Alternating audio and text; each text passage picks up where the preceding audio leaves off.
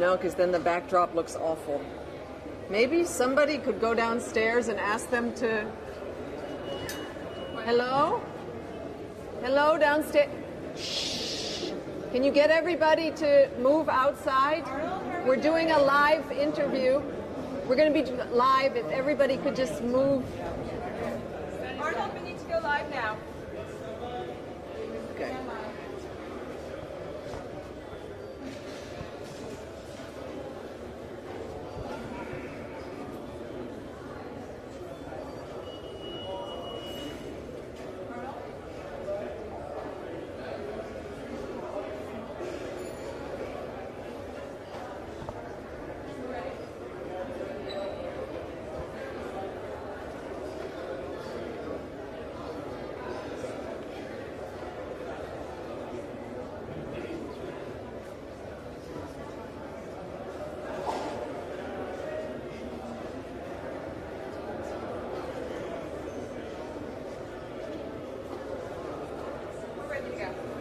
You going to wave?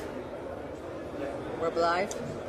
Hello, I'm Melissa Fleming, and I'm here in Cox's Bazar, Bangladesh, and I'm delighted to be here with the UN Secretary General, António Guterres, and the President of the World Bank, Jim Kim. And today they were in Cox's Bazar, which is where 920,000 refugees, Rohingya refugees, have found sanctuary and shelter. What was it like? You were once High Commissioner for Refugees, now you're Secretary General. What was it like to you? What was your impression going to see the refugees there? Well, this is the largest refugee camp in the world. And people fleeing from one of the most horrible humanitarian situations. We talk to people that have seen their villages torched, burned. We have seen people that have witnessed barbaric violence. We have seen people that have witnessed people being killed in large numbers, rapes, torture. So indeed, a situation that is unparalleled, a level of suffering that is unparalleled, and this creates to all of us an obligation to put pressure on Myanmar for the situation to change there and for conditions to be established for these people to be able to go back in safety and dignity, but at the same time to mobilize all resources, all capacities to support these people that is living 900,000 in a refugee camp with the monsoon here in Bangladesh, with risks of landslides, with risks of cyclones.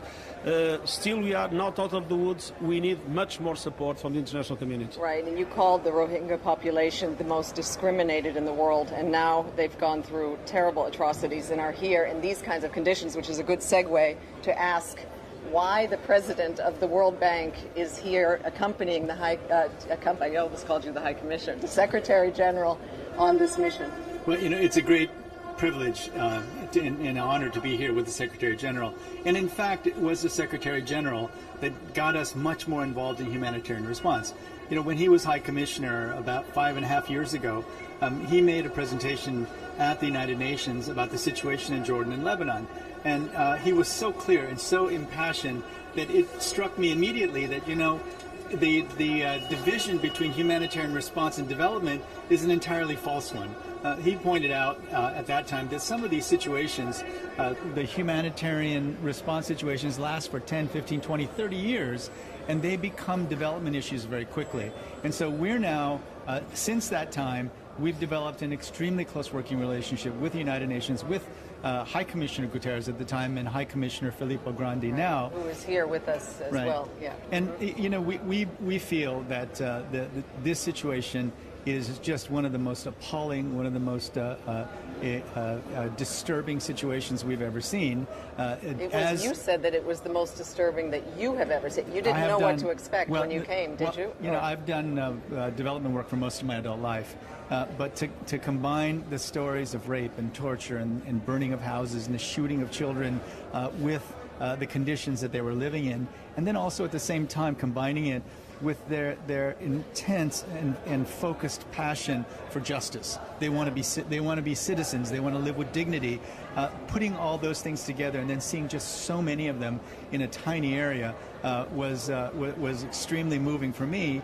And we were convinced ahead of time, you know, last week, we announced that we're going to be providing $480 million of grant assistance to Bangladesh to support the Rohingya. $480 million in grants, and that's really a game changer. Well, it's unprecedented because usually this money comes in the form of grants and loans. Right. But we felt that it was so important to move this along. We felt it was so important to recognize the fact that Bangladesh opened its borders and has been so generous in its treatment of the Rohingya that we moved quickly. But there's still many, many needs. There's so many things that we still need to do.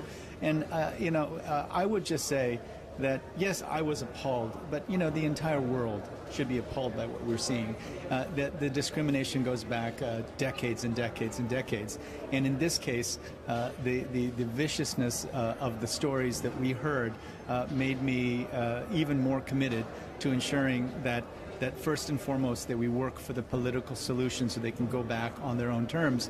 But on the other hand, right now they deserve the kind of support that we know we can provide in terms of healthcare, education, and even basic infrastructure needs. Right. One of the things, this must make you feel quite satisfied. I remember being at that speech you gave at the General Assembly that obviously convinced Jim Kim at the time that development funding needed to come for refugee situations, and now you're here and you see it happening. How does that make you feel? Oh, it's fantastic, and at the same time it allows for something that is essential.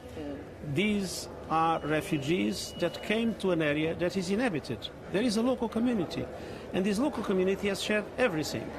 And so the action of the World Bank allows to combine support to the refugees and support to these local communities, investments that are going to change the lives of people in one region that is relatively poor and in one region where there is a lot to be done for the levels of development to which we are used to be possible. So this combination of support to the refugees and support to the local communities is an absolute game changer in relation to refugee protection, because one of the problems we are facing in many parts of the world is that local communities start to feel tired in relation to refugees, start to feel a certain antagonism.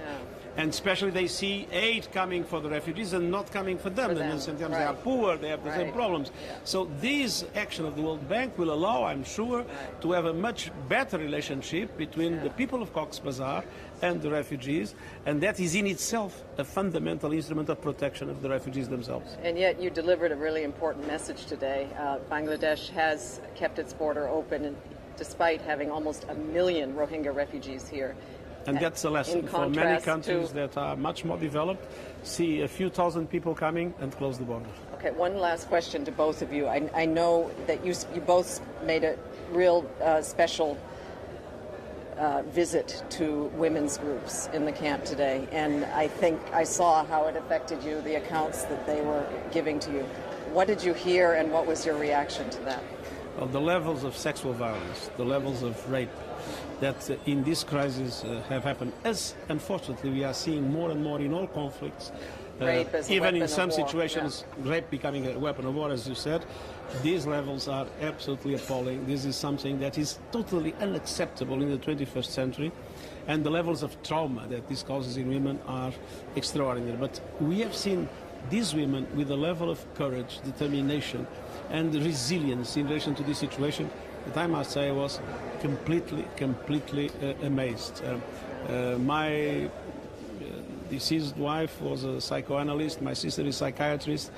I felt how many psychiatrists and psychoanalysts would we need to support this population. Unfortunately, we are not giving enough support to victims of trauma, be it sexual violence, torture, or other forms of trauma. We would need to do much more to help these people, and it's amazing how they were able to resist, and it's amazing how they are able to express the courage and determination, the resilience they are expressing, even if they have suffered what they have suffered. Right, and that was a word you used too, courage. What was your the courage, and the other thing that was really striking to me is that most of these women have not been able to access very much education because the situation in Myanmar is not very good in terms of allowing women, but even all Rohingya to get education, and yet their analysis was so clear, was so cogent, and they started with justice. They all started with justice, and then they even resisted asking for small things. They did ask for one small thing, which we hope we can provide, but the entire conversation was about what was it they asked for? They asked for television. Yeah, right? And, what did they say they wanted to watch? And I asked, what that. did you watch? And they said, we want to see people from all over the world singing and dancing and having wonderful lives, right? And so that's a wish we hope we so can on the one hand, because of the enormous adversity they faced, there's a strength and clarity, and especially moral clarity, that was very moving and uplifting for me. On the other hand, they want to have things that other people have in their normal lives, and so we're thinking of better and better ways for us to work together. For example, in Lebanon, World Food Program gives food vouchers to refugees. But then the local people in the community said, well, why can't we get this? We actually suffer food insecurity as well. So we at the World Bank copied the World Food Program cards exactly, and we could give them to the local communities. And this is how it was always meant to be. It was always meant that the United Nations and the World Bank would be brother and sister organizations that would fill in for each other so that they could give people the kinds of lives of dignity that everyone deserves. There is no group of people on earth, I think, that have been as marginalized and as discriminated against as the Rohingya. And so I think that right now, today, it has got to be on the top of everyone's list to work toward the kind of dignity and peace and ability to pursue their lives for the Rohingya. They've got to be on the top of everyone's list. Okay. I think we could continue this conversation for a long time, but there's an airplane that both of you have to catch. Thank you for coming here and supporting Rohingya refugees and the country of Bangladesh. Thank you, Secretary General. Thank you, President. Thank you. Bye, everyone. Okay, it's close. Thank you very much. That was fun. Okay, thank you. I think we're going to come. It was Facebook Live. You can imagine, it gets usually massive views. We'll see.